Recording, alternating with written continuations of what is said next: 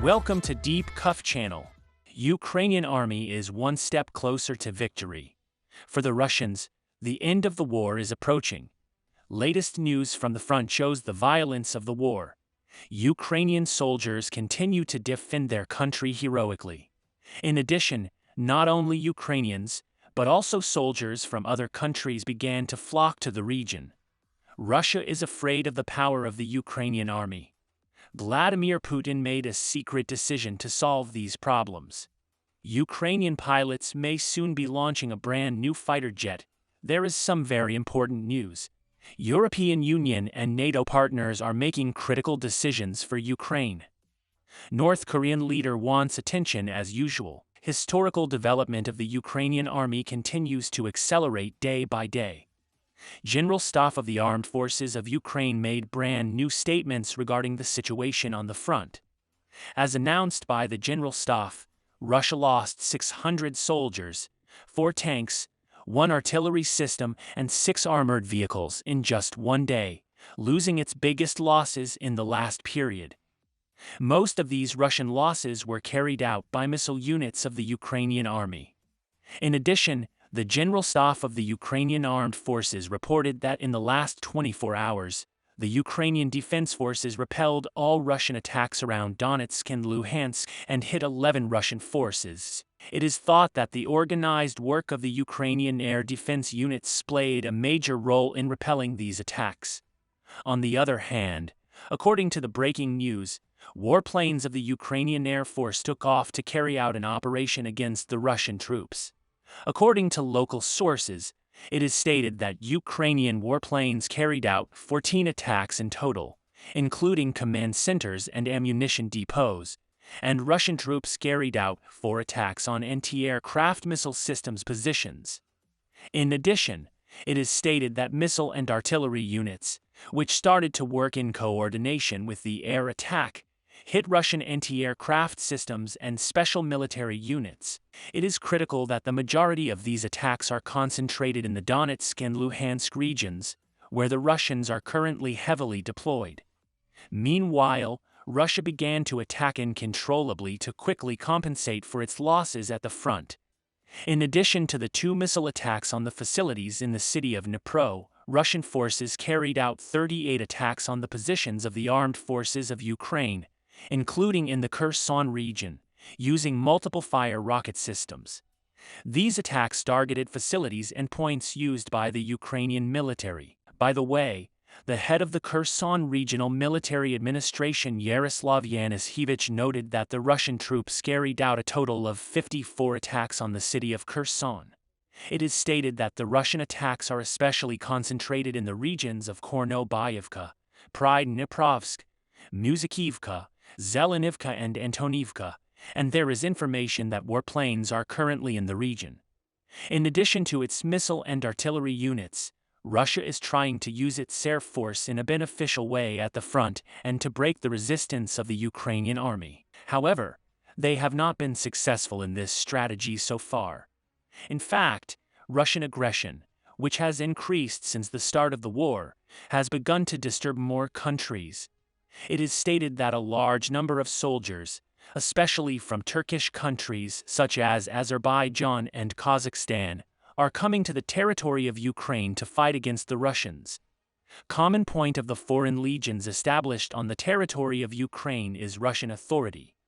Vast majority of these countries have been under the political and military authority of Russia since the Soviet Union era. However, this situation began to change with the resistance of the Ukrainian army. At the same time, these legions are especially angry with the leader of Chechnya, Ramzan Kadyrov, because Kadyrov is actually descended from a great and glorious resistance against the Russians. Joining of these legions to the ranks of the Ukrainian army and the enormous support of the Western countries to the Ukrainian army lead the Ukrainian army to victory step by step. Although the road to victory is quite difficult at the moment, the Ukrainian army will overcome this challenge. On the subject, Analysts at the Institute for War Studies suggest that the overall pace of military operations will increase in the near future, and this could happen in the next few weeks. Sources state that the overall pace of operations on the front line has slowed due to worsening weather conditions in recent days, but will gain momentum in the next few weeks as temperatures drop and the ground on the front freezes. Preparations of the Russian army, especially in the south and east, show us how this situation will develop. We thought that the Russian army was waiting for the massive attack of the Ukrainian army on the Crimea, but the Russian strategy is completely different. In the recent news, it was announced that Russia renewed the ammunition stocks needed by its navy and missile forces and deployed newly produced tanks as well as those damaged in the war. Many military analysts said these preparations were Russian preparations for the Great Winter Offensive. At the moment, the most difficult point of Vladimir Putin and his army is to find qualified soldiers.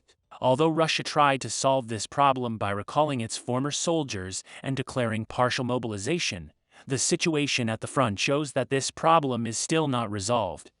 In connection with this issue, the General Staff of the Armed Forces of Ukraine expects Russian leader Vladimir Putin to initiate a new wave of mobilization for the Ukraine war.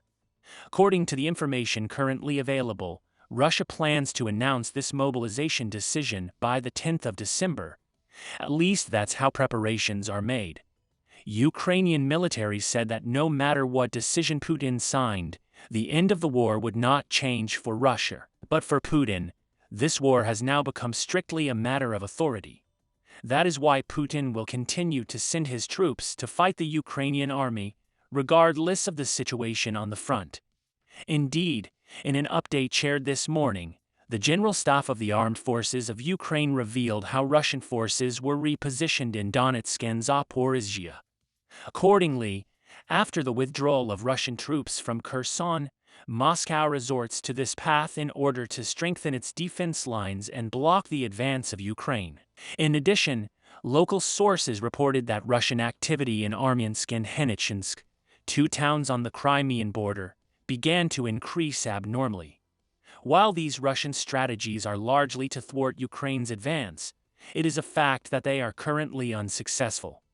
Especially in the coming days, the aid that can be made to the Ukrainian army seems to increase the crisis of the Russians even more. According to the breaking news, the British defense think tank Royal United Services Institute said that Sweden's Saab JAS 39 Gripen fighter jet is the most suitable candidate for the Ukrainian army. The report explains how our planes can best meet Ukraine's operational needs and allow Ukraine to improve its short and medium-term planning and minimize the risk of further Russian missile bombardment.